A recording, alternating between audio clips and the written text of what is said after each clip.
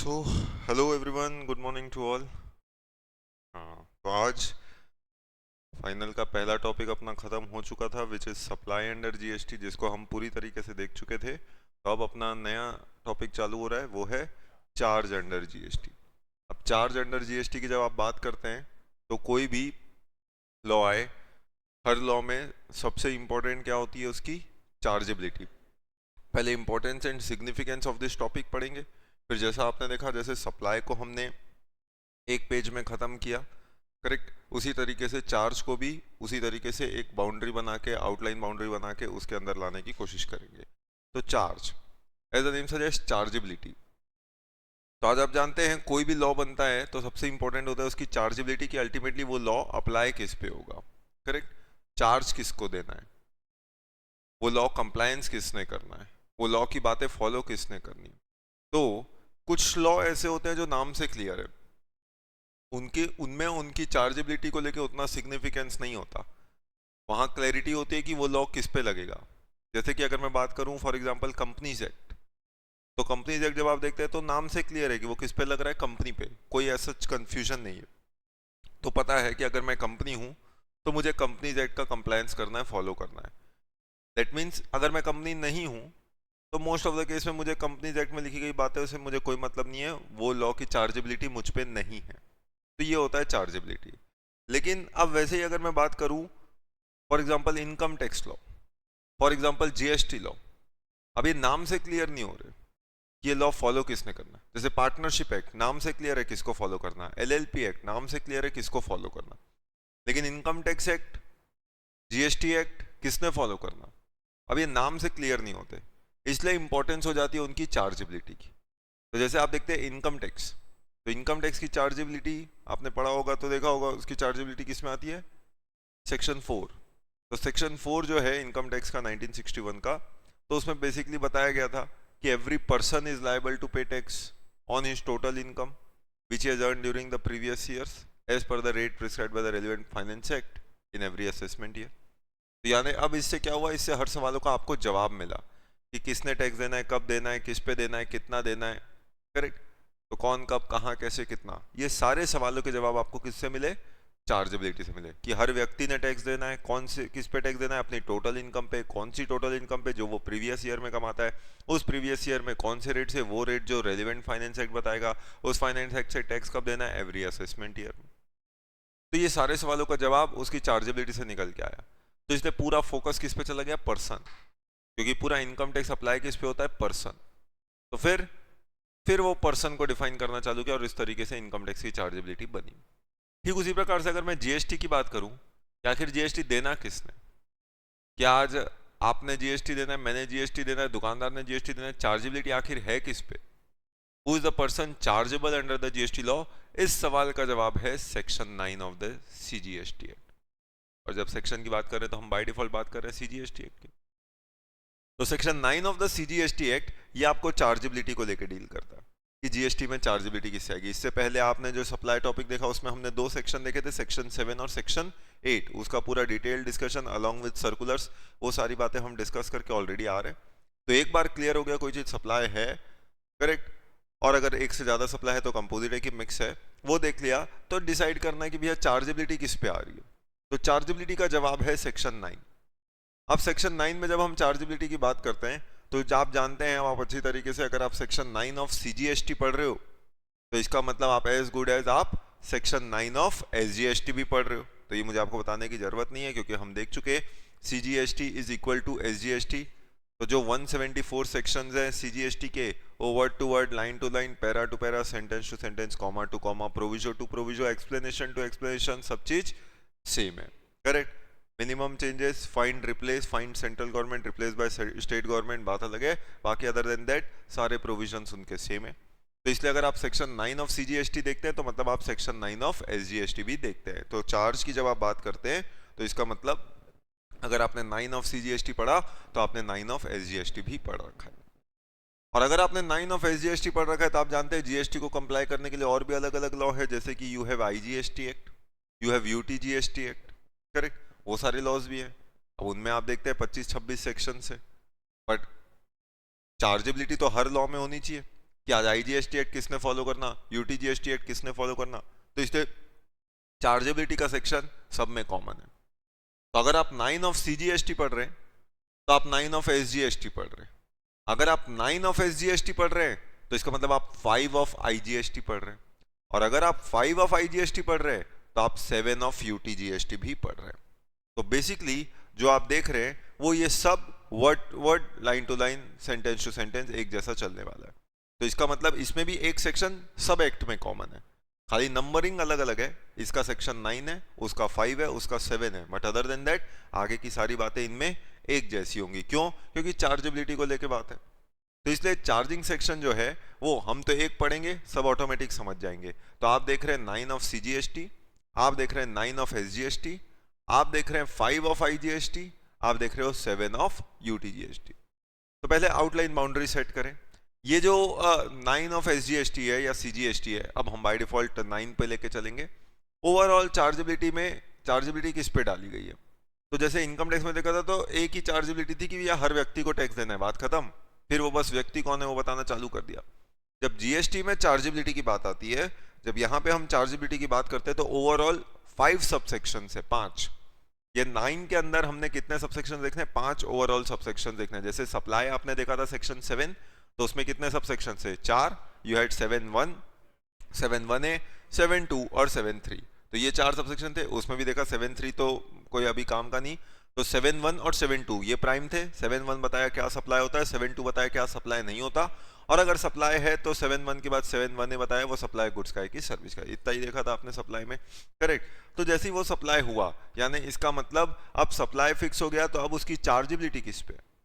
Chargeability मतलब अब chargeability किसको करना है? तो चार्जेबिलिटी जो है ओवरऑल आपकी कितने प्रकार की हो गई? चार्जेबिलिटी आपकी ओवरऑल 5 प्रकार की हो गई। यानी अगर मैं अब इसको सप्लाई, अपन उसी चार्ट को आगे कंटिन्यू करें जो हमने सप्लाई में रखा था, करेक्ट। तो सबसे पहले हमने देखा था सप्लाई है कि नहीं है, correct, that is what we study.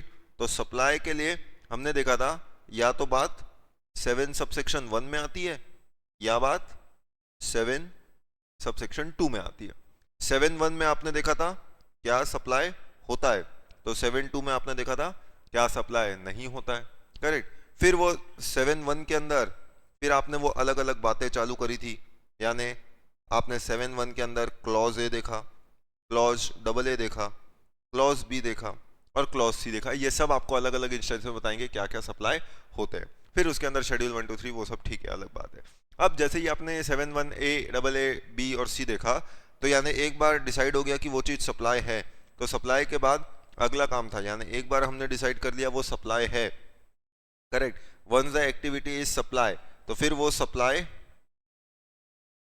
Goods का है कि वो सप्लाई सर्विस का है। इसके लिए आपने देखा सेक्शन 7 सबसेक्शन 1A, करेक्ट। तो यहाँ पे 7(1)(a) लग गया, तो यानी हमने 7(1) देखा, 7(1)(a) देखा और 7(2) देखा। 7(2) फिर आप जानते हैं 7(2) जो हमने देखा, 7(2) भी 2 हिस्सों में बटा हुआ था। तो यहाँ पे आपने देखा था 7(2) का A और 7(2) का B, यानी इसी में शेड्यूल्स की बात करें तो आपने यहाँ पे देखा था 7(1)(c) में आपने देखा था शेड्यूल 1, 7(1)(a) में आपने देखा शेड्यूल 2 और 7(2)(a) में यहां पे आपने देखा शेड्यूल 3। मतलब देखिए अब किस तरीके से लिंक हो रहे हैं आपके चैप्टर्स, करेक्ट।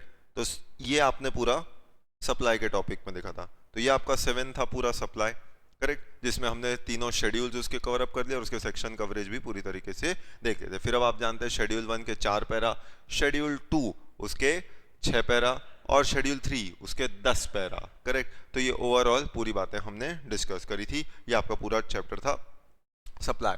फिर इसी सप्लाई में अगर 2 या 2 से ज़्यादा सप्लाई होंगे, सिंगल सप्लाई है तो बात खत्म। अगर 2 या 2 से ज़्यादा सप्लाई है तो फिर या तो वो कंपोजिट होते हैं या मिक्स होता है। अब वो कंपोजिट है कि मिक्स है, तो उसके लिए फिर सेक्शन 8 वहाँ पे लग जाता था जो रेट बताता था, करेक्ट। यानी अब ये जो सप्लाई था, अगर ये सप्लाई को हम 2 या 2 से ज़्यादा बोलते, अगर 2 और मोर होता तो 2 और मोर सप्लाई किया जाता, 2 और मोर सप्लाई, तो 2 और मोर सप्लाई करते तो यहाँ पे जानते हो वो सप्लाई या तो कंपोजिट सप्लाई होता आपका या तो मिक्स सप्लाई होता। और फिर कंपोजिट है कि मिक्स है, उसके लिए पूरी बातें हमने देख रखी थी कि सेक्शन 8 वहां पे लगता, तो यहाँ पे फिर सेक्शन 8 लग जाता। यानी अगर सप्लाई है और वो सप्लाई 2 या 2 से ज़्यादा सप्लाई है तो फिर सेक्शन 8 लग जाता, और वो बोलता कि अगर नेचुरली बंडल्ड है इन कोर्स ऑफ बिजनेस तो फिर वो कंपोजिट सप्लाई है, और कंपोजिट सप्लाई में अकॉर्डिंग टू सेक्शन 8 रेट क्या लगेगा, जो उसके प्रिंसिपल सप्लाई का रेट है। अगर वो नॉट नेचुरली बंडल्ड है, आर्टिफिशियली बंडल्ड है, तो फिर हाईएस्ट रेट लग जाएगा। ये सेक्शन 8 ने बोला था it is a mix supply. यानी एक बार सप्लाई बन गया तो इस तरीके से हम ये बात यहाँ तक किए थे। ये पूरा हमारा सप्लाई टॉपिक था, यहाँ तक का चार्ट हमारा फर्स्ट चैप्टर में रेडी हुआ। अब उसके बाद अब एक बार सप्लाई हो गया तो अब सवाल है इसकी चार्जेबिलिटी किस पे आती है। यानी अब आप क्या देख रहे हैं, अब आप डिस्कस कर रहे हैं उसके चार्जेबिलिटी की। तो अब अगर मैं चार्जेबिलिटी की बात करूं, यानी एक बार सप्लाई बन गया, सप्लाई नहीं हुआ तो बात खत्म। अगर एक बार सप्लाई बन गया तो अब मैंने डिसाइड करना है उसकी चार्जेबिलिटी। यानी ऐसे इतना हुआ तो इसी से निकल के आती है क्या, इसी से निकल के आती है जीएसटी में उसकी चार्जेबिलिटी। अब चार्जेबिलिटी की अगर मैं बात करूं तो जीएसटी में आखिर चार्जेबिलिटी है किसकी किसकी। अगर चार्जेबिलिटी की हम बात करते हैं तो चार्जेबिलिटी के लिए आपका सेक्शन क्या है, आपका सेक्शन है सेक्शन 9। अब 9 जो है जीएसटी में चार्जेबिलिटी, जीएसटी में चार्जेबिलिटी कितने लोगों पे डाली गई है, तो जीएसटी में चार्जेबिलिटी जो है ओवरऑल 3 अलग अलग प्रकार के लोगों में डाली गई है। यानी आखिर जीएसटी फॉलो किसने करना, कंप्लाई किसने करना। मतलब देखिए किस तरीके से आपका पूरा चार्ट जीएसटी कनेक्ट हो रहा है। पहले आपने सप्लाई की पूरी बात देखी, अब उससे आप कनेक्ट कर रहे हैं अगले चैप्टर को, दैट इज चार्ज। चार्जेबिलिटी किसकी आ रही है, अब चार्जेबिलिटी की अगर आप बात करेंगे तो जीएसटी में चार्जेबिलिटी 3 अलग अलग लोगों पे डाली गई है। हमने जैसे इनकम टैक्स तो किसने देना है, बस एवरी पर्सन ने देना है, लेकिन जीएसटी में जीएसटी भी बस हर पर्सन को देना है ऐसा नहीं है। तो जीएसटी की चार्जेबिलिटी किस पे, चार्जेबिलिटी की अगर आप बात करते हैं तो जीएसटी में चार्जेबिलिटी जो 3 लोगों पे डाली गई है, पहला व्यक्ति जिसपे जीएसटी की चार्जेबिलिटी डाली गई है वो है सप्लायर। तो पहला व्यक्ति जिसपे जीएसटी की चार्जेबिलिटी है वो है सप्लायर, करेक्ट। तो supplier is the person who is liable to pay GST. तो पहली चार्जेबिलिटी डाली गई है सप्लायर पे। तो कई इंस्टेंसेस कई सिनेरियो में supplier is the person who is liable to pay GST, तो सप्लायर को जीएसटी देना पड़ेगा। सेकेंड इंस्टेंस अगर हम बात करें, अगर सप्लायर नहीं तो कभी कभी ऐसा होता है जहाँ पे जीएसटी की चार्जेबिलिटी किस पे, सप्लायर पे ना होके वो चार्जेबिलिटी होती है रेसिपिएंट पे। यानी किस पे डाली गई, रेसिपिएंट पे डाली गई। इसका मतलब अगर सप्लायर इज नॉट लायबल तो कभी कभी ऐसा भी सिनेरियो आएगा कि जीएसटी में वो चार्जेबिलिटी किस पे डाली गई है, रेसिपिएंट पे डाली गई है। तो रेसिपिएंट पे डाली गई तो मतलब recipient will be the person who is liable to pay GST. तो कभी कभी ज्यादातर केस में सप्लायर होता है, पर कभी कभी ऐसा भी सिनेरियो आएगा जहां सप्लायर नहीं बल्कि recipient is the person who is liable to pay GST. मतलब ज्यादातर केस में तो सप्लायर मतलब सिंपल लैंग्वेज में समझिए सेलर या सर्विस प्रोवाइडर, और सिंप्लीफाई करूँ तो दुकानदार या सर्विस देने वाला व्यक्ति।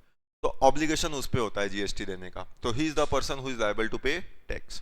लेकिन कभी कभी ऐसा भी होता है जहाँ पे आप जानते हैं कि सप्लायर नहीं बल्कि रेसिपिएंट ऑब्लिक बायर पे चार्जेबिलिटी डाली गई है and he is the person who is liable to pay tax, तो ऑब्लिगेशन उस पे आ जाता है। अब या तो सेलर टैक्स देगा या बायर देगा, चलो ये दो तो समझ में आते हैं, फिर तीसरा कौन बच गया।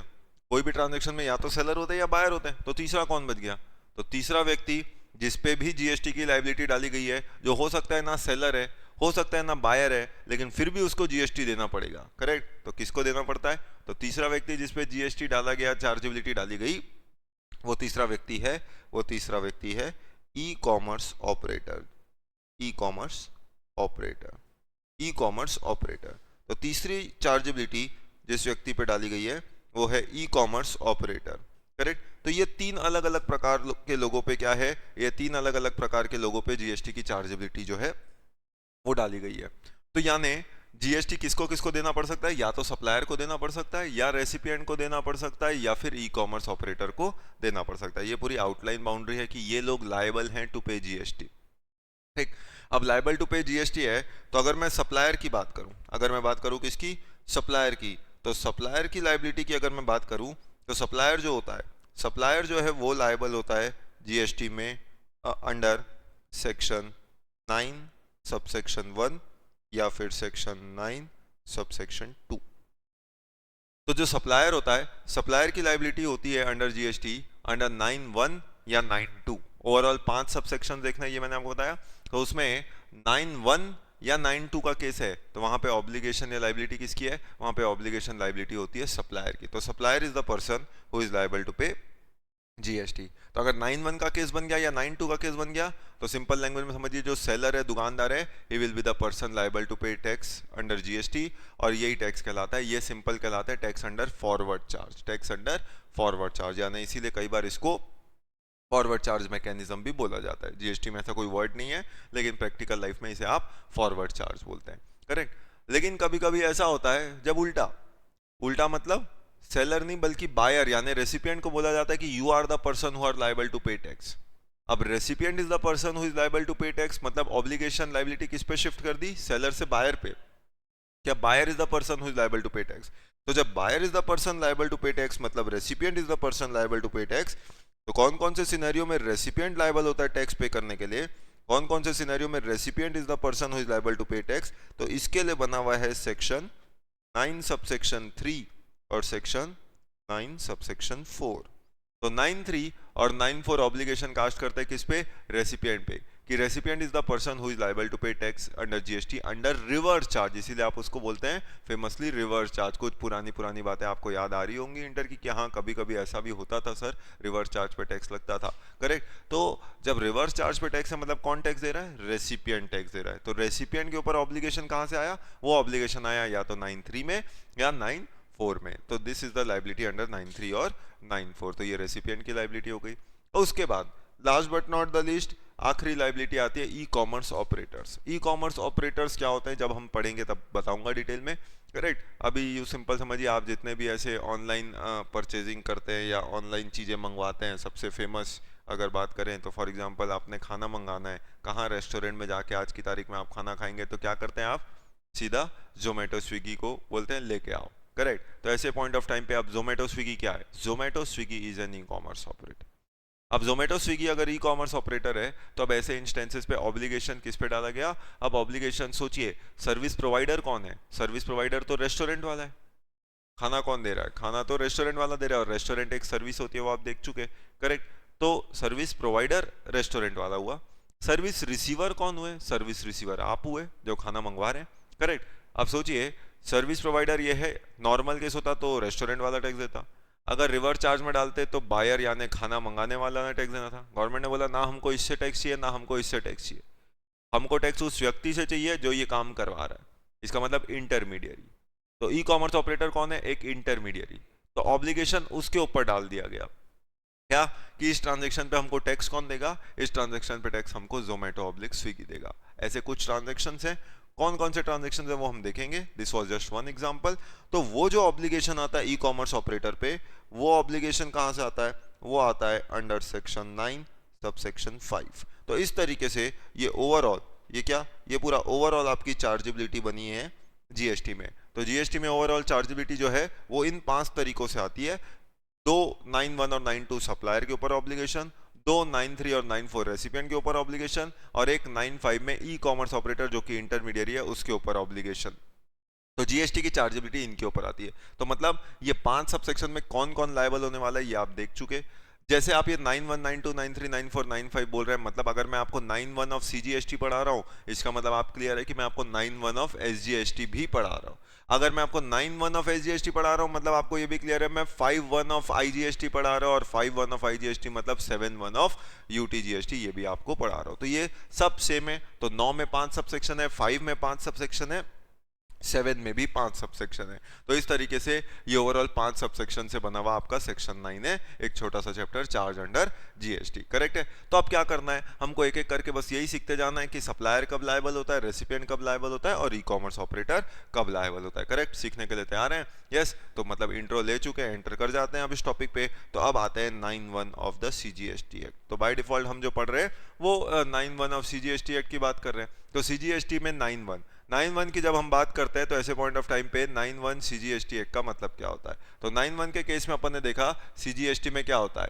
तो सबसे पहले 9(1) शुरुआती कैसे होता है, वो शुरुआत होता है subject to subsection 2, correct. Subject to subsection 2 की जब हम बात करते हैं तो अगर सबसेक्शन 2 जो है वो हम आगे चल के देखेंगे, सब्जेक्ट टू सबसेक्शन 2 क्या बोल रहे हैं, एक टैक्स लगेगा, there shall be levied a tax called as CGST. तो 9(1) ने बेसिकली चालू ही कैसे किया कि एक टैक्स लगेगा जिसका नाम होगा CGST। सोचो हम इसको पढ़ के किन सवालों का जवाब खोज रहे हैं, हमें जवाब चाहिए कौन कब कहां कैसे कितना और किस पे, करेक्ट। तो किसने टैक्स देना है, किस पे टैक्स देना है, किस पे नहीं देना है, कब देना है, कितना देना है, ये सारे सवालों के जवाब हमको चार्जेबिलिटी से मिलने चाहिए। जैसे इनकम टैक्स की चार्जेबिलिटी से ये जवाब मिले, वैसे जीएसटी की चार्जेबिलिटी से भी हमको ये सब जवाब चाहिए।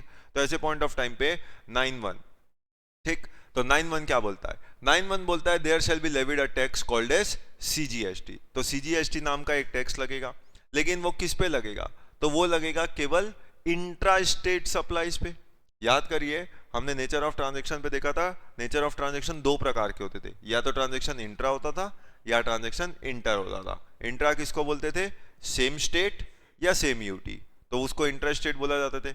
इंटर स्टेट जब ट्रांजैक्शन दो डिफरेंट स्टेट में हो, दो डिफरेंट यूटीज में हो, वन स्टेट वन यूटी हो, या दो डिफरेंट कंट्रीज हो, तो उसको आप इंटर स्टेट बोलते थे। तो सोचिए अगर ट्रांजैक्शन इंटर स्टेट होगा, क्या वहां पे CGST लगेगा, वहां तो CGST लगता ही नहीं, वहां पे एक ही टैक्स लगता है कॉल्ड एज IGST। तो CGST लगता कब है, CGST तो सिर्फ इंट्रा स्टेट ट्रांजैक्शन पे ही लगता है। तो इसीलिए ये बात चार्जेबिलिटी से क्लियर कर दी। क्या क्लियर किया कि एक टैक्स लगेगा जिसका नाम होगा CGST, there shall be levied a tax called as CGST। और ये CGST किस पे लगेगा, on all intra state supply, यानी सारे के सारे इंट्रा स्टेट सप्लाई पे। कैसे इंट्रा स्टेट सप्लाई, और वो या तो गुड्स के या सर्विस के।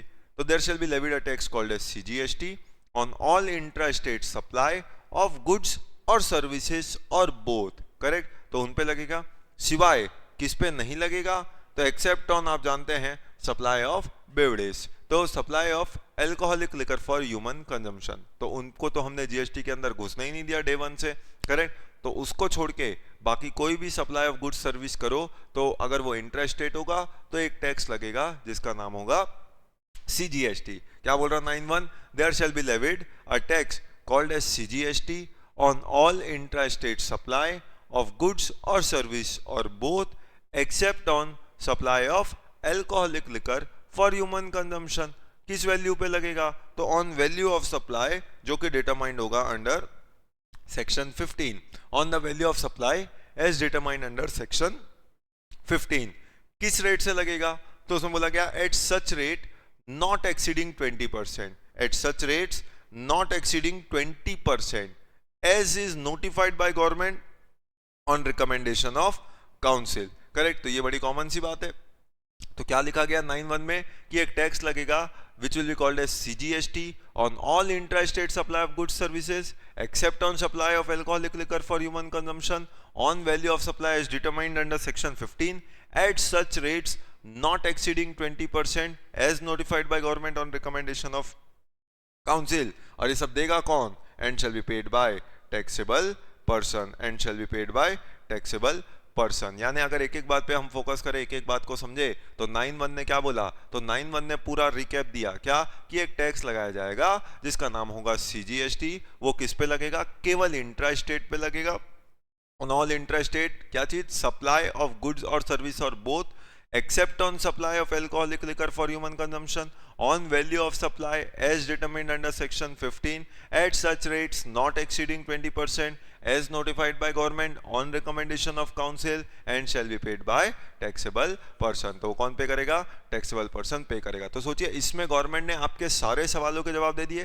क्या सवालों के जवाब दिए कि भैया कौन सा टैक्स लगेगा, टैक्स लगेगा called as central goods and service tax. वो टैक्स किस पे लगेगा, on all intra state supply पे लगेगा। इसका मतलब अगर सप्लाई इंट्रा स्टेट नहीं हुआ तो फिर CGST लगेगा ही नहीं। तो देयर शैल बी लेविड एक टैक्स लगेगा CGST इंट्रा स्टेट सप्लाई। वो इंट्रा स्टेट सप्लाई किसका होना चाहिए, या तो गुड्स का या सर्विस का या बोथ। अब क्या गुड्स होता क्या सर्विस होता, ये सब बात ऑलरेडी आप सप्लाई में अच्छे से पढ़ के आ चुके हो। तो इसका मतलब इंट्रा स्टेट होना चाहिए या तो गुड्स का या सर्विस का या बोथ का। लेकिन किस पे नहीं लगेगा, तो except on alcoholic liquor for human consumption. तो वो अगर सप्लाई होगा तो इंट्रा स्टेट भी हो तो उस पे GST नहीं लगाया जाएगा क्योंकि it is outside the scope of GST। तो except alcoholic liquor for human consumption मतलब सोचिए उस पे चार्जेबिलिटी नहीं डाली, उस पे जीएसटी की चार्जेबिलिटी नहीं डाली, तो वो तो जीएसटी लॉ के अंदर ही नहीं घुसा। करेक्ट। तो 9(1) ने क्या बोला, कौन सा टैक्स लगेगा, सीजीएसटी। किस पे लगेगा, इंट्रा स्टेट ट्रांजैक्शन पे लगेगा, जो कि सप्लाई ऑफ गुड्स या सर्विस ऑफ बोथ हो। किस पे नहीं लगेगा, alcoholic liquor for human consumption पे नहीं लगेगा। किस वैल्यू पे लगेगा, तो बोला वैल्यू वही लेंगे जो section 15 of the CGST act बताएगा। तो सीजीएसटी के जो सेक्शन 15 में वैल्यू निकालने का तरीका है, उस अमाउंट पे टैक्स लगेगा। वैल्यू ऑफ सप्लाई का रेलिवेंस क्या है, जैसे इनकम टैक्स में आप टोटल इनकम निकालते हैं, तो टोटल इनकम का रेलिवेंस क्या है, जो रेलिवेंस इनकम टैक्स में टोटल इनकम का है वही रेलिवेंस जीएसटी में वैल्यू ऑफ सप्लाई का है, क्योंकि इनकम टैक्स भी किस पे लगेगा, आपकी टोटल इनकम पे, वैसे ही जीएसटी भी किस पे लगेगा, वैल्यू ऑफ सप्लाई पे। तो on value of supply as determined under section 15। तो फिर सवाल उठा कौन से रेट से लगेगा, तो बोले वो रेट जो काउंसिल रिकमेंड करेगा और गवर्नमेंट नोटिफाई करेगी। ये कॉमन सा तरीका होता है, वो रेट जो जीजा जी रिकमेंड करेंगे, सलाह देंगे, और घर वाले फटाफट उसको अपना लेंगे, नोटिफाई करेंगे। करेक्ट। तो on rates recommended by council, notified by government. पर जीजा जी किससे ज्यादा रेट नहीं बोल सकते, he can not recommend beyond 20%। मतलब सीजीएसटी में पावर कितना दिया गया है, सीजीएसटी का मैक्सिमम रेट लगाने का पावर दिया गया है जीजा जी को 20% तक का। अब वो बात और है कि सर हम तो जानते हैं जीएसटी 28% होता है, तो ये 20% क्या बोल रहे हैं, तो वो 28% टोटल जीएसटी है। हम जो पढ़ रहे हैं वो सीजीएसटी है, तो सीजीएसटी 20 तो एसजीएसटी भी 20 हुआ, तो टोटल तो 40 हो गया। करेक्ट। तो 40% लगाने तक का पावर है, लेकिन अभी लगाया कितना है, लगाया 28 है। करेक्ट। तो ये हम जानते हैं हाईएस्ट रेट 28%। अब ऑब्वियस सी बात है मैक्सिमम लेविड परमिसिबल रेट 40% तक का है, ये बात अच्छे नहीं जानते हैं। करेक्ट। अब अगर एग्जाम में ऐसा ही कोई एक एमसीक्यू सवाल आ गया, what is the maximum permissible CGST rate, अब सोचिए कोई कॉमन बच्चा जाके अटेम्प्ट कर रहा होगा तो देखा मैक्सिमम रेट, तुरंत उसके दिमाग में आया मैक्सिमम रेट तो 28% है, वो 28 टिक करके आएगा। जो थोड़े समझदार थे बोलेंगे नहीं नहीं नहीं सीजीएसटी का पूछा है तो 14 होगा, वो 14 टिक करके आता है, दोनों बाहर एग्जाम से।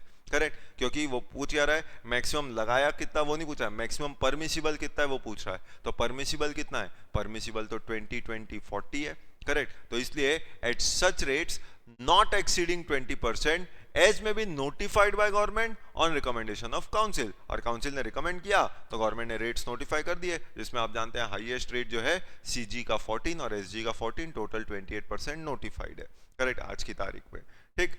और ये सब टैक्स जो है आखिर में देगा कौन, देना किसने, तो जैसे इनकम टैक्स बोला था, इनकम टैक्स किसने देना है, हर पर्सन ने। जैसे जीएसटी किसने देना है, जीएसटी देना है हर टैक्सेबल पर्सन है, तो शैल be paid by taxable person. तो देखिए इसमें हमको सारे सवालों के जवाब मिले कि नहीं मिले, कि कौन सा टैक्स देना है, सीजीएसटी देना है। किस पे देना है, intra state supply of goods service पे देना है। किस पे नहीं देना है, alcoholic liquor for human consumption पे नहीं देना है। किस पे देना है, on value of supply as determined under section 15। कौन से रेट से देना है, वो rate which is recommended by council, notified by government. और किसको देना है, टैक्सेबल पर्सन को देना है। करेक्ट। तो shall be paid by the taxable person. Correct. तो चलो एक बार वापस से 9(1) अब बोलते हैं। तो 9(1) जो है वो सप्लायर पे ऊपर चार्जेबिलिटी कास्ट करता है, तो वो क्या बोलता है, subject to subsection 2 there shall be levied a tax called as CGST on all intra state supply of goods or service or both, except on supply of alcoholic liquor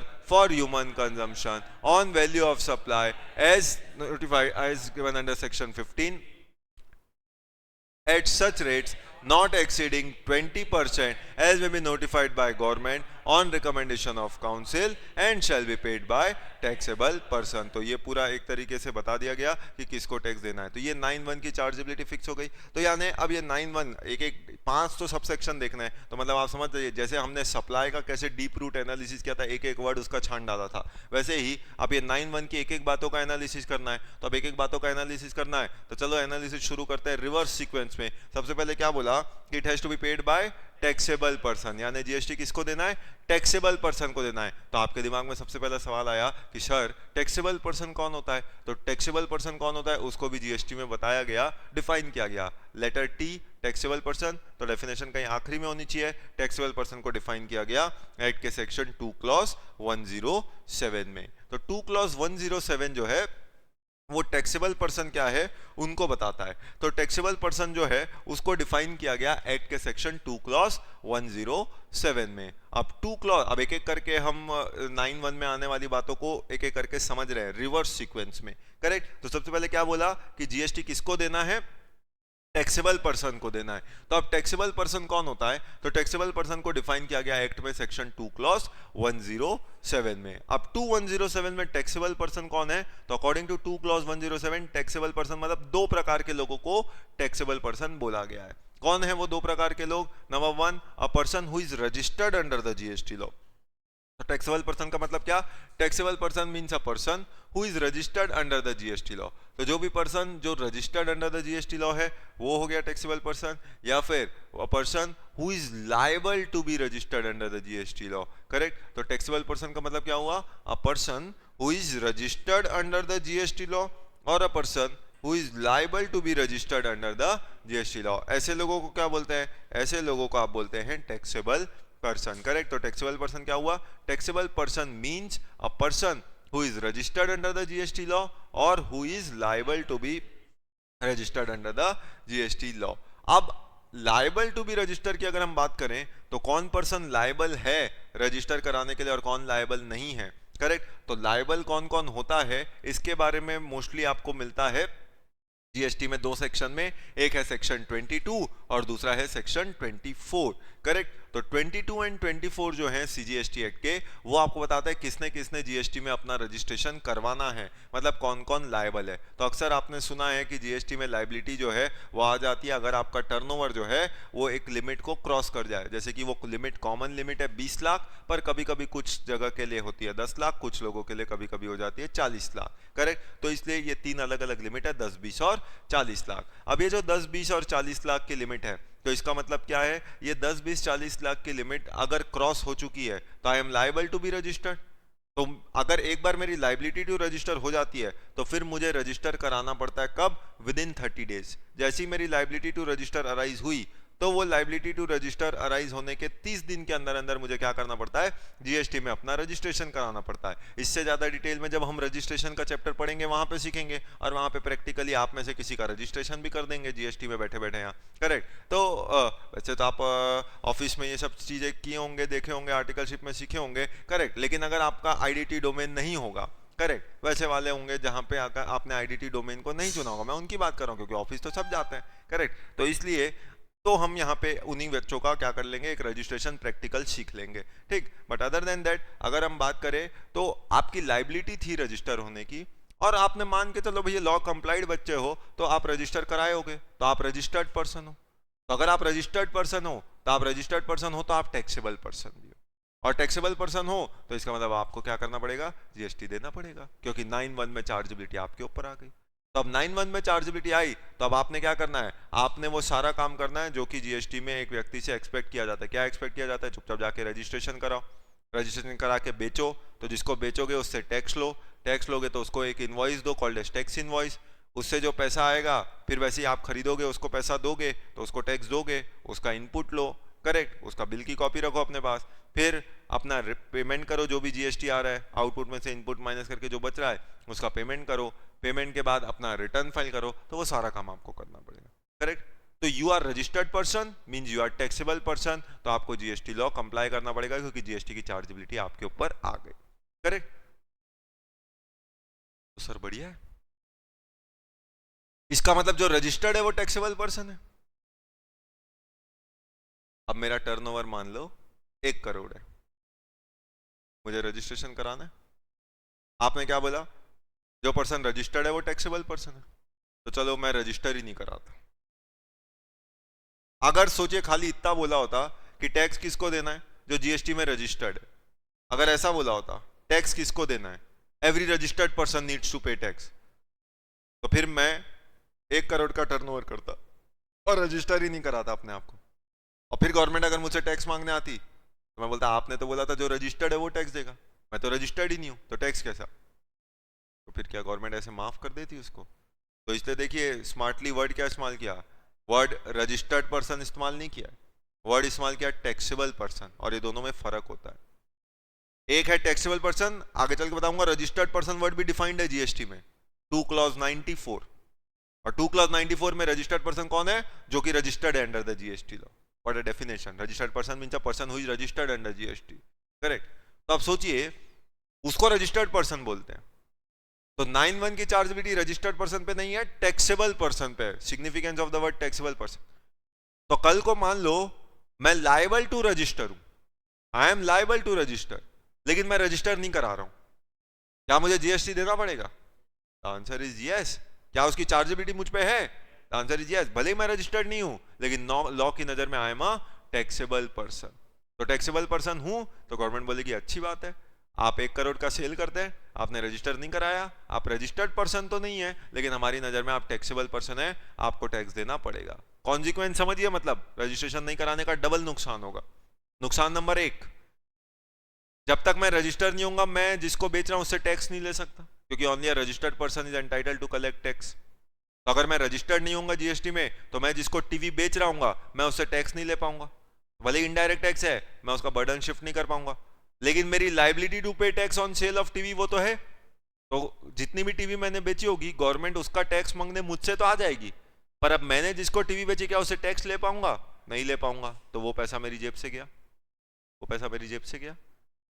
आपने बोला चलो ठीक है, अभी टीवी बेचा, टैक्स नहीं ले पा रहे, तो क्या हो गया? हमने खरीदा भी तो था, खरीदा था तो उसको टैक्स दिया भी था, जिससे खरीदा था।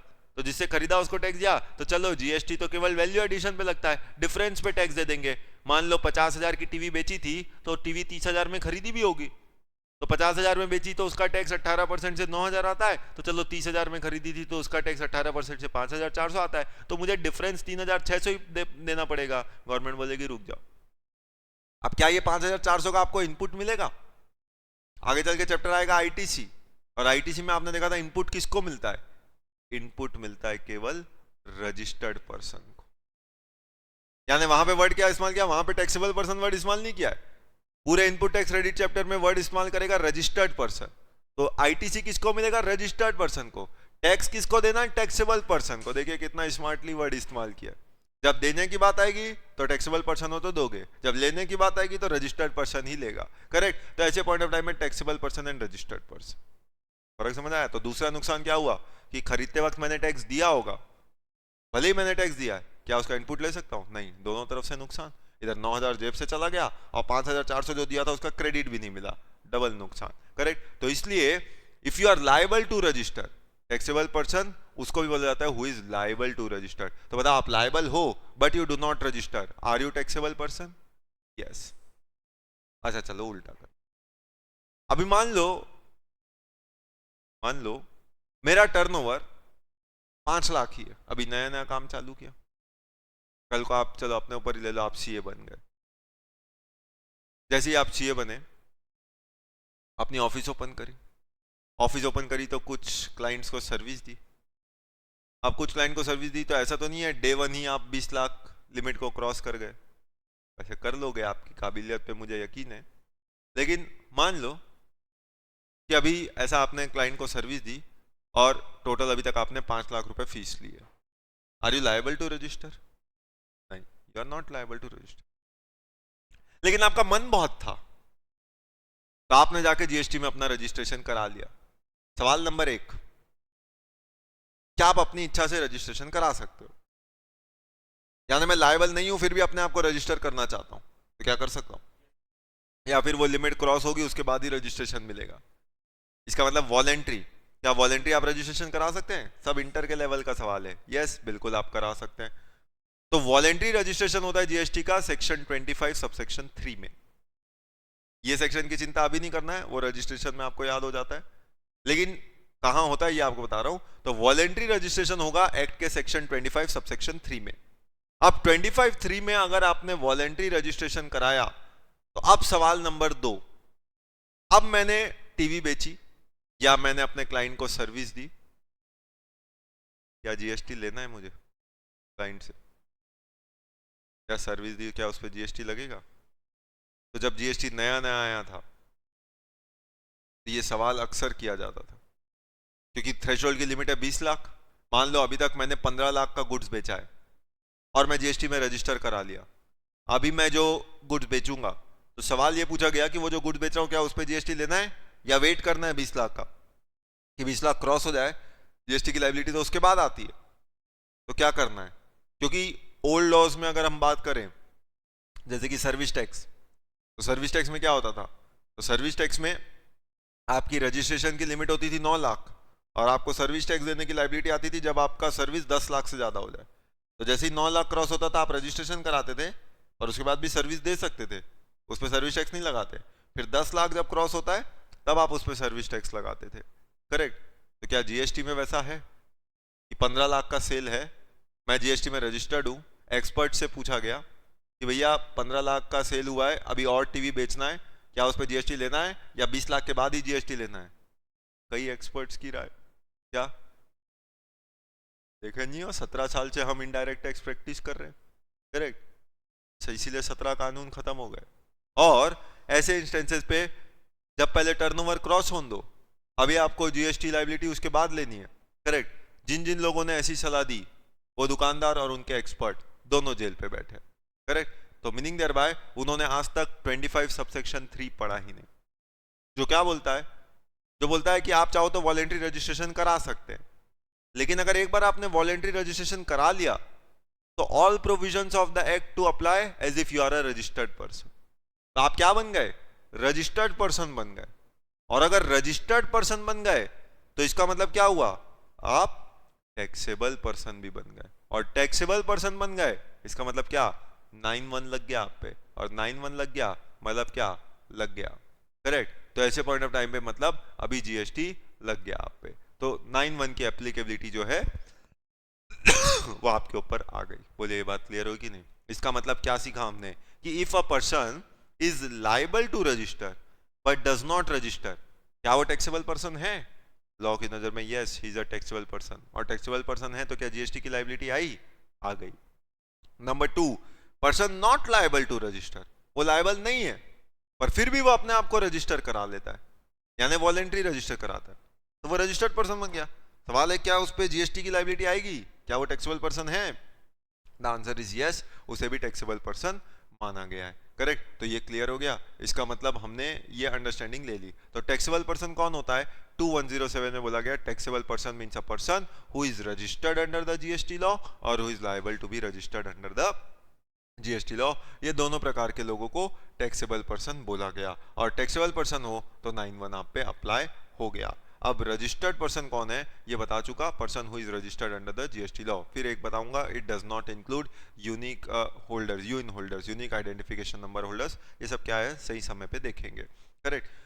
तो रजिस्टर्ड और लायबल टू बी रजिस्टर्ड हो गया। अब रजिस्टर आप कराते हैं तो आप जानते हैं जीएसटी में रजिस्ट्रेशन 2 सेक्शन में होता है, एक 22 और एक 24।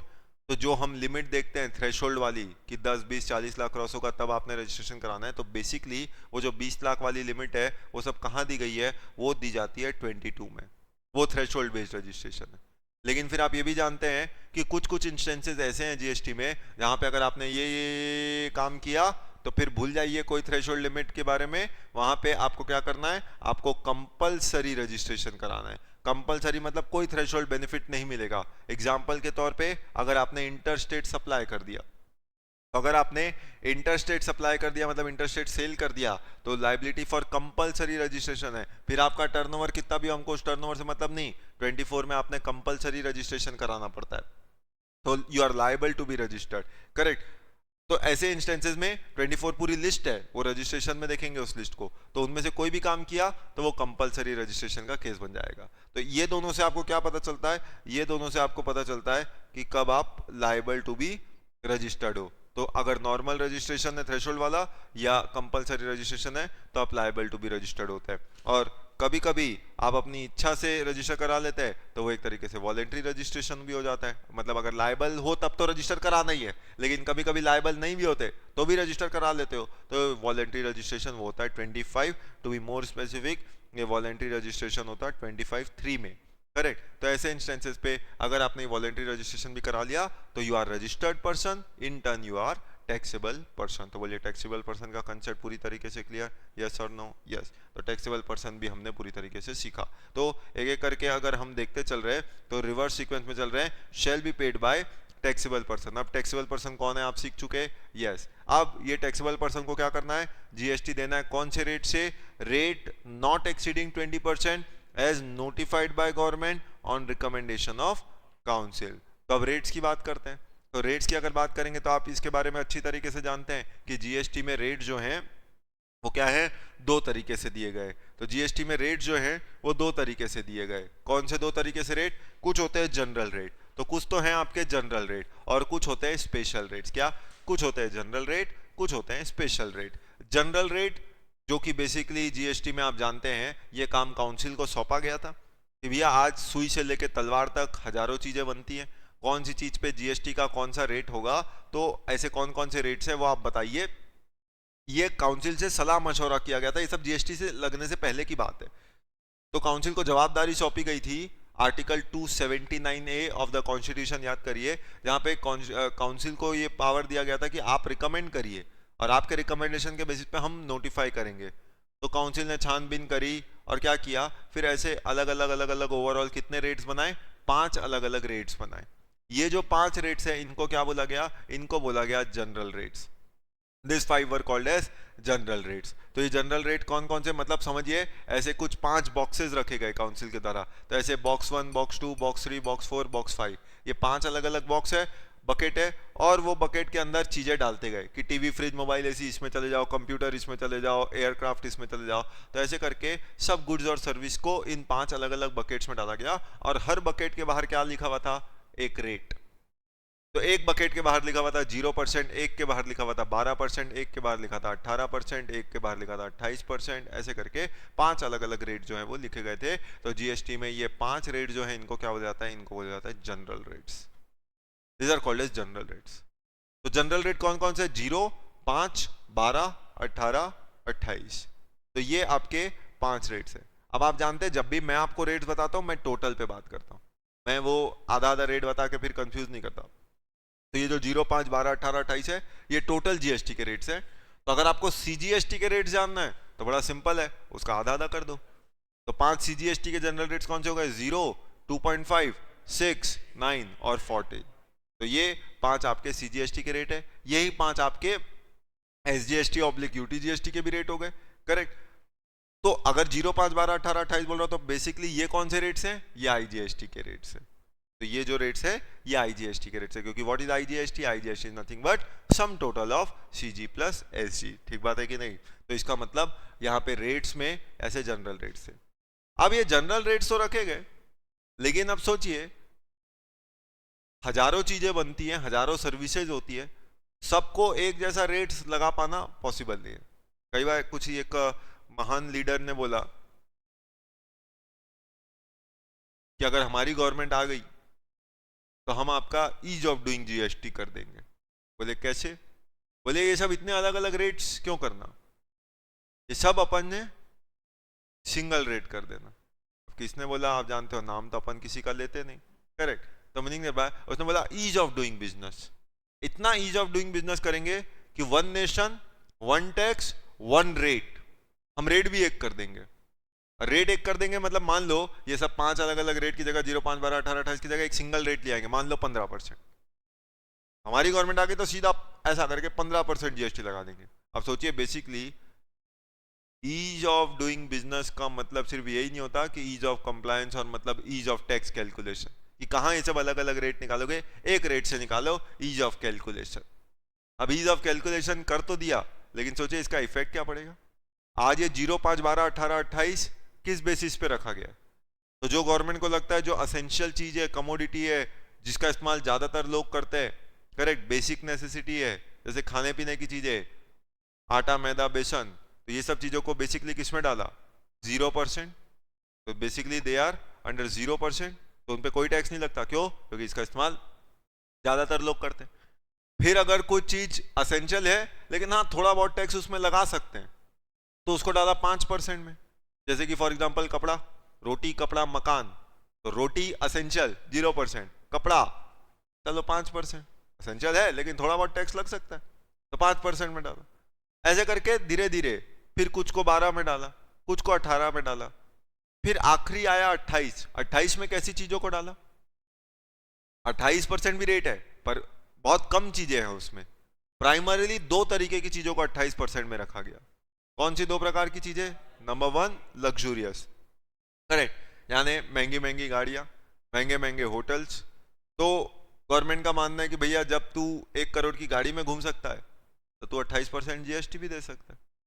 अगर तू एक ऐसे hotel 5 star 7 star 10 star 9 star वहां रुक सकता है, तू हमको 28% जीएसटी भी दे सकता है। करेक्ट। तो ऐसी चीजों पे यानी लग्जूरियस गुड्स जिनका इस्तेमाल अक्सर पैसे वाले करते हैं, तो उसको 28% कैटेगरी में रखा। या नंबर 2 सिन गुड्स। सिन गुड्स मतलब खैनी खैनी, हाँ पता है आपको अच्छे से, चैन से मजा लो। करेक्ट। तो अभी जो खैनी खैनी है सिन गुड्स मतलब पाप गुड्स। सिन का मतलब पाप गुड्स। अभी गवर्नमेंट इतनी बार समझाती है कि ये काम मत कर, 2 चूड़ियां बिक जाती है, लेकिन बोलता है no, right to carry on business. तो वो बिजनेस करना ही चाहता है। गवर्नमेंट बोलती है ठीक है, अगर तेरा right to carry on business है तो हमारा राइट टू लेवी टैक्स है। अब उस पर टैक्स लगाते हैं। तो टैक्स लगाते हैं तो कैसा, बोले ऐसा टैक्स लगाएंगे कि याद रखेगा। तो सीधा 28% में रखा। और केवल इतना ही नहीं, इसको तो कैसे पकड़ा है ये आपको मैंने इंट्रोडक्शन में बताया था। इस पे पुराना लॉ भी लगता है, यानी इसने एक्साइज भी देना होता है। वो बेचारा जीएसटी तो दे ही रहा है, पुराना एक्साइज भी दे रहा है, और इससे मन नहीं भरा तो सेस, कंपेंसेशन सेस। सोचिए, इधर कंपेंसेशन सेस, कुछ चीजों पे, सेलेक्टेड चीजों पे सेस भी लगाना है, उसमें से खैनी khaini is one of them. Correct. तो meaning thereby tobacco products. तो ये सब इस तरीके से टैक्स लगा। अब आप क्या बोल रहे हैं, ये गवर्नमेंट ने रेट्स को क्लासिफाई किया। अब आप बोलते हो one nation one tax one rate. मान लो सब चीज उठा के 15% कर दी। अब कर दिया तो इससे इफेक्ट क्या होगा? कैलकुलेशन तो नो डाउट बहुत इजी हो जाएगा। अब कोई भी चीज बेचो एक ही टैक्स लग रहा है 15%, आप भी बड़े खुश, क्लाइंट भी बड़ा खुश। इससे हुआ क्या? रोटी कपड़ा जो पहले 0% 5% में था वो भी 15 में चला गया, यानी एसेंशियल कमोडिटी महंगी हो गई। अब मर्सिडीज जो कल 28 में थी, खैनी खैनी जिसकी जरूरत नहीं थी कंट्री में, वो सब 28 से 15 में आ गए, सस्ती हो गई, लो मजा चैन से। करेक्ट।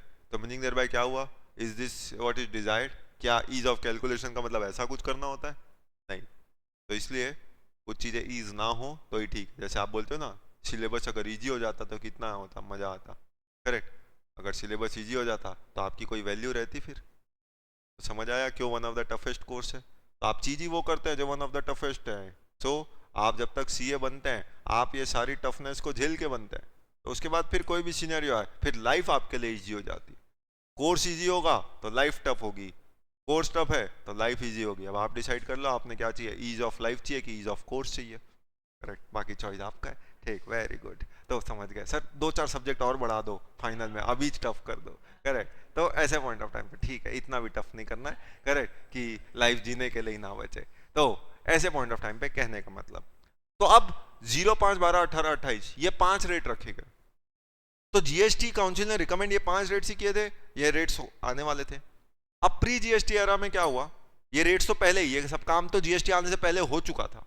काउंसिल ने रिकमेंडेशन दे दी थी कि हमारे हिसाब से ये 5 रेट होने चाहिए। बहुत रिसर्च किया, आइडेंटिफाई किया और फाइनलाइज किया कि ये 5 रेट रखेंगे अपन। तो जैसे ये रेट्स आए, हर इंडस्ट्री ने अपना अपना प्रॉफिट लॉस निकालना चालू कर दिया कि पहले क्या होता था और अब क्या होगा जीएसटी आने के बाद।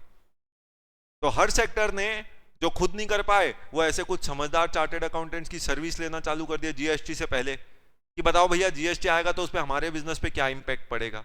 तो इंपैक्ट एनालिसिस ये एक बहुत बड़ा काम था जो चार्टर्ड अकाउंटेंट ने किया जीएसटी से पहले।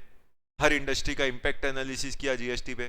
करेक्ट। तो अलग अलग industry, pharmaceutical industry, textile industry, automobile industry, correct, jewellery, Boolean industry, तो ऐसे हर एसोसिएशन, हर ट्रेड एसोसिएशन, हर इंडस्ट्री ने क्या किया, ऐसे चार्टर्ड अकाउंटेंट्स की सर्विस लिया और बोला कि बताओ अभी हम जो पुराने टैक्स दे रहे हैं, वैट, सर्विस टैक्स, और अभी जो नया देंगे जीएसटी, तो नए टैक्स में हम पे क्या असर पड़ेगा, हमारी इंडस्ट्री पे क्या असर पड़ेगा।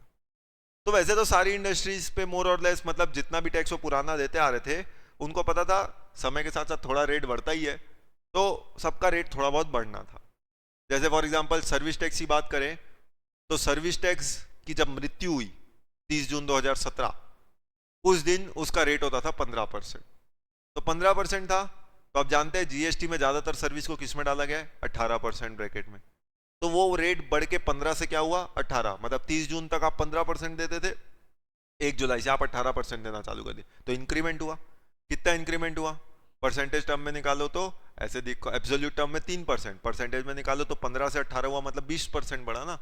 तो 15% का 20% बढ़ा तो 3% रेट बढ़ा। तो 20%, मतलब 1/5 इंक्रीज हुआ। ठीक, अब उन्हीं में से एक सेक्टर था ज्वेलरी सेक्टर। ज्वेलरी सेक्टर की अगर आप बात करो तो ज्वेलरी पे वैट लगता था प्री जीएसटी एरा में गुड्स से, और वैट का रेट होता था 1%। अब जब वैट का रेट 1% होता था, सोचिए जीएसटी के रेट्स आए 0.5, 12, 18, 28। अब ज्वेलरी सेक्टर का दिमाग काम करना बंद कर दिया उस वक्त। बोले हमारा पहले रेट होता था 1%, अभी जो काउंसिल ने रिकमेंड किया वो तो रेट ही 0 है, फिर 5 है, फिर 12 है, फिर 18 है, फिर 28। अब उन्होंने सोचा हमको किस में डालेंगे, ये नहीं बताया था कौन सी चीज किस रेट में रहेगी, ये नहीं बताया था गवर्नमेंट ने बोला ये 5 रेट होंगे। अब ज्वेलरी इंडस्ट्री सोच में पड़ गई कि हमको कौन से वाली बकेट में डालेंगे, 0 वाले में डालेंगे, 5 वाले में, 12 वाले में, 18 वाले में, 28 वाले में, आखिर डालेंगे किस में, कौन से बकेट में। उन्होंने सोचा हम इतने जरूरी तो नहीं है कि 0% में चले जाएं, एसेंशियल हो सकता है कुछ लोगों के लिए जरूरी होगा, करेक्ट, लेकिन बाबी जी हो सकता है वो जरूरी हो, लेकिन गवर्नमेंट खाली बाबी जी के पॉइंट ऑफ व्यू से लॉ थोड़ी बनाती है। तो इसलिए जब लॉ बन रहा है तो ये रोटी कपड़ा जितना नेसेसिटी तो नहीं है, हाँ ठीक है जरूरी है, लेकिन इतना नेसेसिटी तो नहीं है, तो 0 में तो नहीं जाएगा, ये बात पक्की है। उसको एग्जाम्प्ट कर देंगे या 0% कर देंगे, ऐसा तो नहीं होना था। और अगर 0 नहीं किया तो अगला ही रेट कौन सा है, 5। ज्वेलरी इंडस्ट्री ने सोचा कि चलो ठीक है हमको 0 में तो रखेंगे नहीं, ये बात उनको भी पता थी, तो चलो मान के चलो हमको एक पल के लिए 5 में रख देंगे इन लोग। अगर 5 में रखेंगे तो उनका बिजनेस पे इंपैक्ट क्या पड़ा, कल तक ये वैट देते थे कितना, 1%, अभी 1% से कितना हो गया, 5% जीएसटी, सीधा 5 गुना, 5 टाइम्स।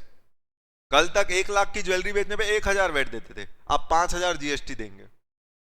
सोचिए 5 गुना बढ़ गया, परसेंटेज टर्म में 500%, 500% हो गया, मतलब चलो उसमें 100% पहला भी कर लो तो 400% तो फिर भी इंक्रीमेंट हुआ। उन्होंने बोला कौन सा ऐसा इंडस्ट्री है जिसका टैक्स आपने ऐसा 400-500% बढ़ा दिया, सीधा हमको 1% से 5% में डाल दोगे, बंद करो जीएसटी, नहीं आएगा जीएसटी। तब चालू हो गई ना हड़तालें, 1 जुलाई 17 जीएसटी आना है, 30 जून 17 भारत बंद। तो भारत बंद की कई वजह थी ना, पर वो सबका सेंट्रल पॉइंट क्या था कि जीएसटी आ रहा है। एक तो 17 साल बाद आ रहा है, सोचिए कोई व्यक्ति 17 साल बाद मिलने आ रहा है और उसके बाद भी घर वालों ने दरवाजा बंद कर रखा हुआ है, वो भी खुद ही आ रहा है, दरवाजा बजा रहा है, बोले खोलो। सोचिए कितना इंसल्टिंग फील हुआ।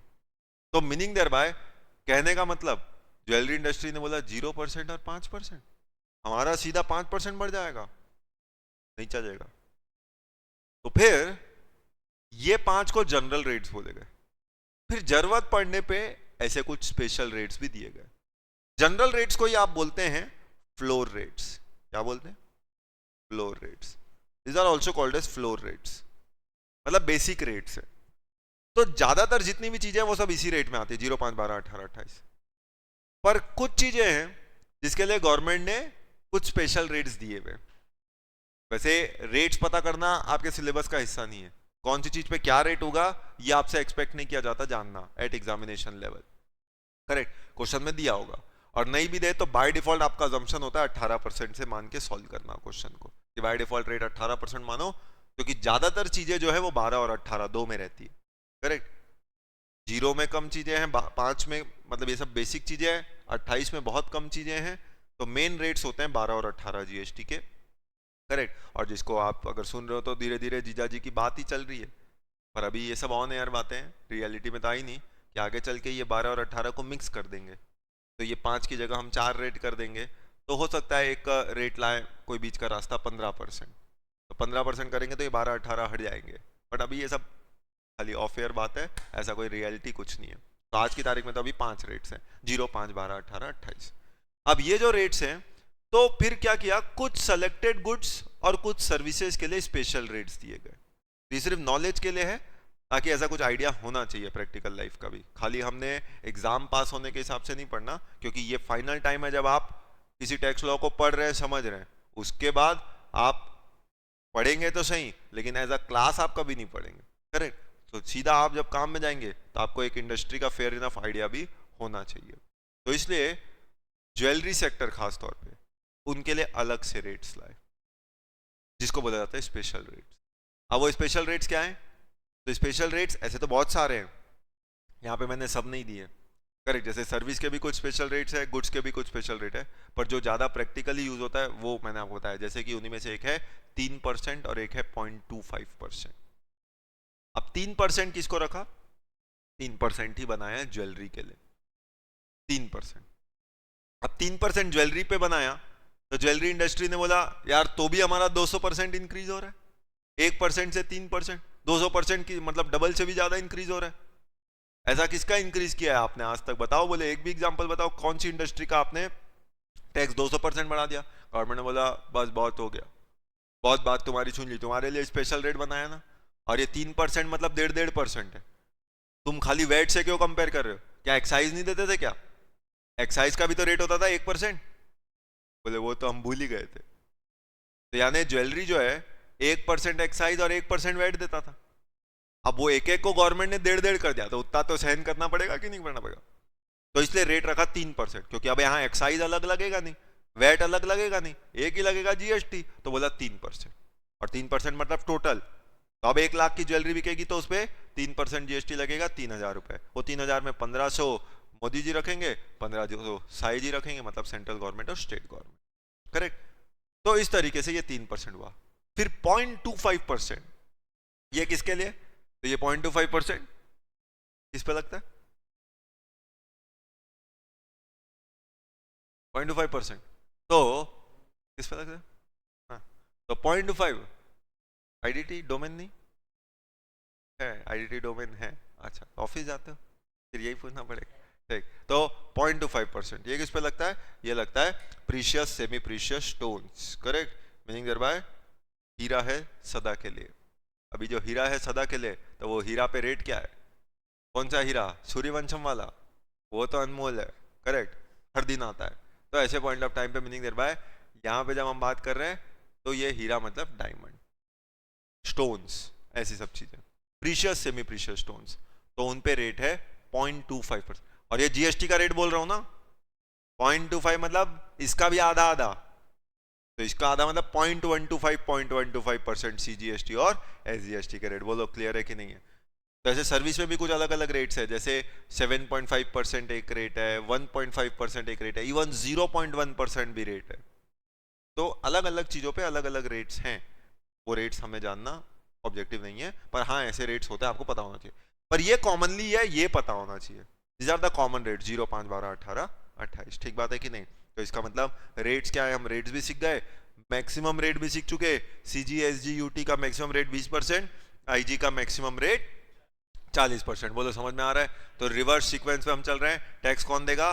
Taxable person. टैक्सेबल पर्सन कौन होता है सीखे आ गए? Person who is registered under the GST law और liable to be registered under the GST law. वो rate as notified by government on recommendation of council which shall not exceed 20%। तो council ने रिकमेंड किया, government ने notify कर दिया।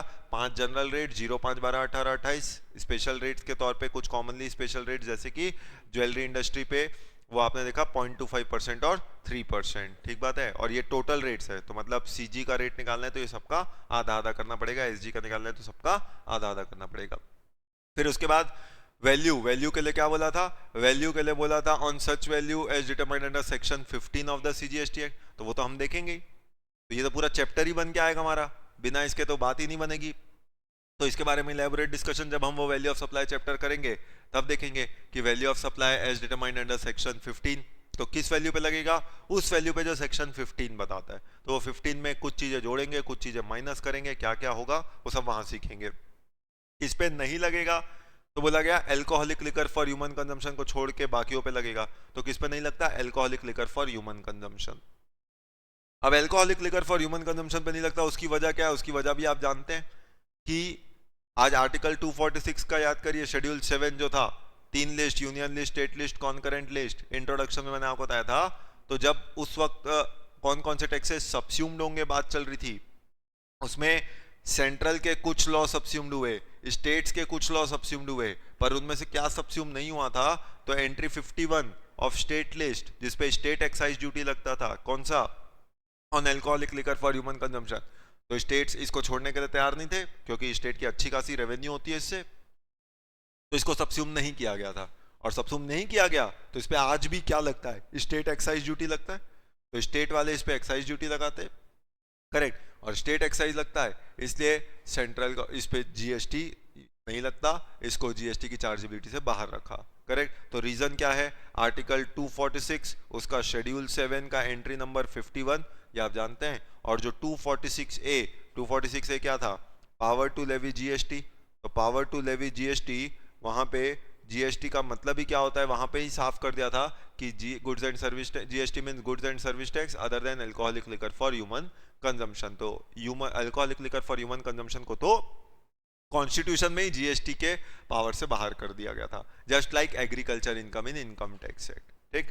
तो इसका वजह भी हम देख चुके, और ये सब किस पे लगता है, तो लास्ट आपने देखा था इंट्रा स्टेट सप्लाई पे, पूरा सीजीएसटी लॉ केवल कौन से ट्रांजैक्शन पे लगेगा, इंट्रा स्टेट। तो इसका मतलब अगर मुझे यही नहीं पता कि ट्रांजैक्शन इंट्रा है कि इंटर है, तो मैं ये कैसे डिसाइड करूंगा कि मुझे सीजी लगाना है, एसजी लगाना है कि आईजी लगाना है। तो इसलिए कब ट्रांजैक्शन इंट्रा होता है और कब ट्रांजैक्शन इंटर होता है, इसके लिए नेचर ऑफ सप्लाई जानना जरूरी था, और ये नेचर ऑफ सप्लाई मैं आपको पहले बता चुका कि नेचर ऑफ सप्लाई या तो इंट्रा होता है या इंटर होता है।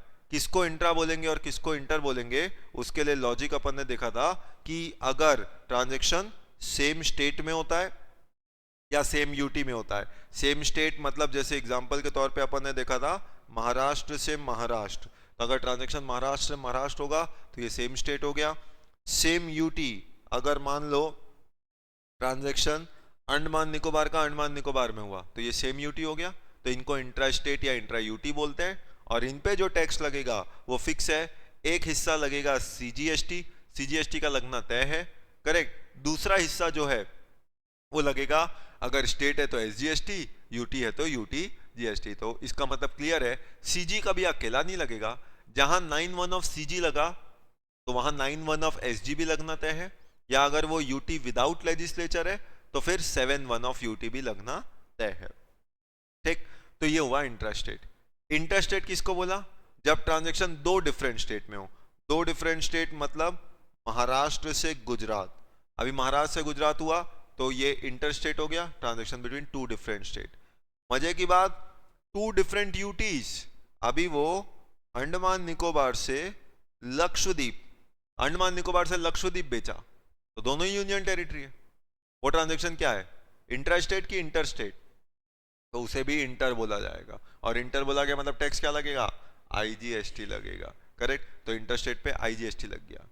या फिर वन स्टेट वन यूटी, मतलब महाराष्ट्र से लक्षद्वीप, तो महाराष्ट्र से लक्षद्वीप बेचा गया, सोचिए वो क्या है, एक स्टेट से एक यूटी जा रहा है, या लक्षद्वीप से महाराष्ट्र, एक यूटी से एक स्टेट, तो वो क्या है, ये सब इंटर स्टेट होता है।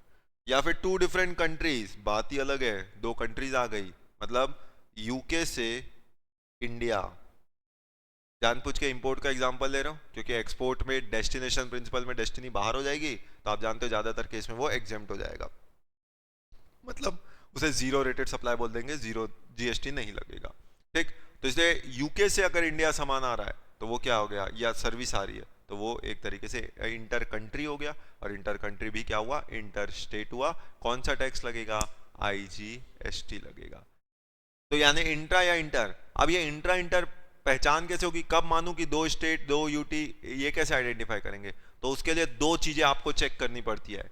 दो चीजें क्या चेक करनी पड़ती है, नंबर 1 लोकेशन ऑफ सप्लायर क्या है, और नंबर 2 प्लेस ऑफ सप्लाई क्या है। इस पे पूरा आपका चैप्टर टिका हुआ है, प्लेस ऑफ सप्लाई, करेक्ट। तो अब इसके लिए आपको क्या आइडेंटिफाई करना है, आपको आइडेंटिफाई करना है पहला लोकेशन ऑफ सप्लायर क्या है, और दूसरा प्लेस ऑफ सप्लाई क्या है। अगर location of supplier, simplified language में बोलूं तो लोकेशन ऑफ सप्लायर मतलब सेलर की जगह, प्लेस ऑफ सप्लाई जो as per the provision of place of supply निकलेगा, आगे चल के सीखेंगे उसको भी, करेक्ट। अगर लोकेशन ऑफ सप्लायर और प्लेस ऑफ सप्लाई ये सेम स्टेट आया या सेम यूटी आया तो वो ट्रांजैक्शन कहलाएगा इंट्रा स्टेट, और इंट्रा स्टेट हुआ तो टैक्स लगेगा सीजी प्लस एक हिस्सा या तो एसजी, अगर यूटी है तो यूटी। और यही अगर लोकेशन ऑफ सप्लायर और place of supply two different state आया, टू डिफरेंट यूटी आया, या टू डिफरेंट कंट्री आया, या वन स्टेट यूटी आया, कोई भी कॉम्बिनेशन से आया, तो ऐसे ट्रांजैक्शन को बोलेंगे इंटर स्टेट। और इंटर स्टेट हुआ तो इस पे एक ही टैक्स लगेगा, ना इस पे सीजी लगेगा, ना इस पे एसजी लगेगा, ना इस पे यूटी लगेगा, इस पे एक ही टैक्स लगेगा। called as IGST, called as IGST. तो बोलिए यहां तक की बात क्लियर? यस और नो बन रहा है आपसे? तो इसका मतलब 9-1 का पूरा एनालिसिस हमने फाइनली कंक्लूड अप कर लिया, हाँ कि ना? ठीक, तो अब यानी चलो इसको फटाफट एक बार बनाओ, फिर आगे बढ़ रहे हैं।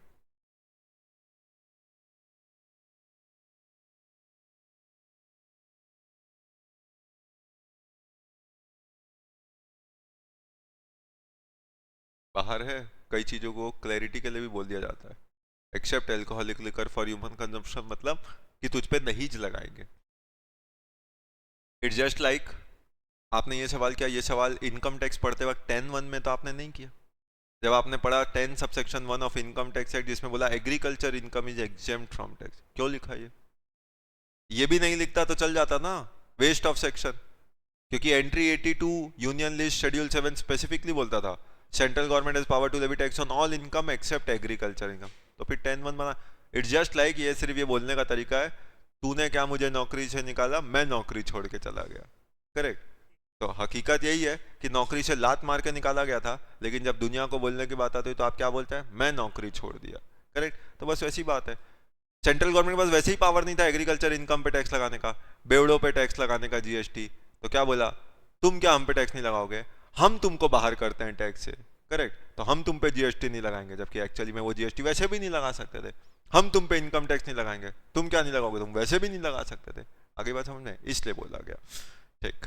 तो यानी अब बेसिकली वापस से इस पे अगर आ जाएं, अब इस पे आ जाए 9-1 ऑफ सीजीएसटी, अब चेक करो इसकी एक एक बात आपको क्लियर हो गई कि नहीं, कि 9-1 ऑफ सीजीएसटी क्या बोलता है कि एक टैक्स लगेगा, there shall be levied a tax called as CGST, किस पे लगेगा, on all intra state supply of goods और सर्विसेज और बोथ, किस पे नहीं लगेगा, except on supply of alcoholic liquor for human consumption, किस पे लगेगा, on value as determined under section 15, किस रेट से लगेगा, at such rate not exceeding 20% as notified by government on recommendation of council, और किसको देना पड़ेगा, शैल be paid by taxable person. तो टैक्सेबल पर्सन के बारे में आपने देख लिया, डिफाइंड अंडर 2107। रेट्स में आपने देख लिया दो प्रकार के रेट, जनरल रेट और special rate. Value of supply के बारे में section 15 of the CGST act आप देखोगे किस पे नहीं लगेगा, बेवड़ों पे नहीं लगेगा, उसके पीछे रीजन देख लिया आपने, entry number 51, correct, state list का। तो एंट्री 51 ऑफ स्टेट लिस्ट जो है वो पावर देता है स्टेट गवर्नमेंट को इन पे स्टेट एक्साइज लगाने का,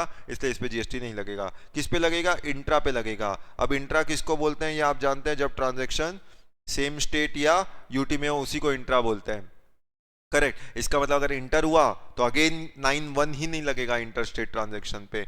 और किस पे लगेगा, गुड्स पे और सर्विस पे। अभी गुड्स क्या होता है आप पहले ही सीख चुके हैं 252, और सर्विस क्या होता है ये आप पहले ही जान चुके हैं 2102 पे। और एक टैक्स लगेगा जिसका नाम होगा सीजीएसटी। तो बोलो 100% इसकी पूरी बात क्लियर हो गई कि नहीं? तो अगर आपने 9-1 ऑफ सीजीएसटी पढ़ लिया तो पक्की बात है 9-1 ऑफ एसजीएसटी में भी ऐसी बात लिखी होगी पूरी।